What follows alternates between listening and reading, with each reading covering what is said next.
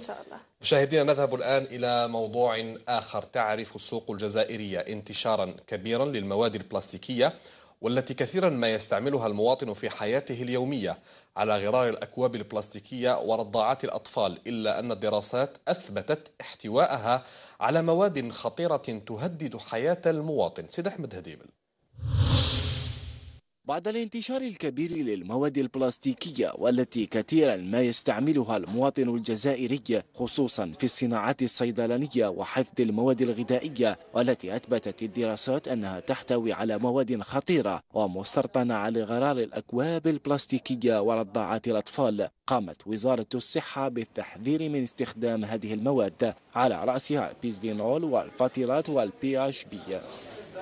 ما يخفلش انه كي يكون البلاستيك ماشي غذائي وراح يتعرض الى حراره. نعطيك على سبيل المثال، انسان كي يدخل قهوه ويدير قوبلي ويدير الشاي او قهوه سخونه، هذاك الحراره راح تاثر على البلاستيك هذاك. اذا لم يكن غذائي فهنا الطمه الكبرى. فهنا نقول للمستهلك الجزائري الحذر الحذر.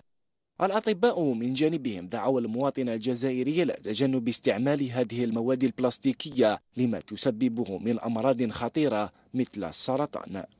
هو في الحقيقة البلاستيك خطير من جانب المادة اللي فيه، هي يسموها البيسفيرول A. مخدوم بها البلاستيك هذا البيسفيرول A هذا.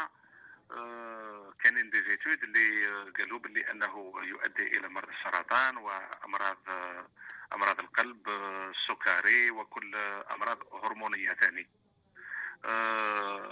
البلاستيك البيسفيرول هذا مخدومين به تو لي بلاستيك، سواء كما لي غوبليون بلاستيك ولا لي بيبرون، سورتو لي بيبرون.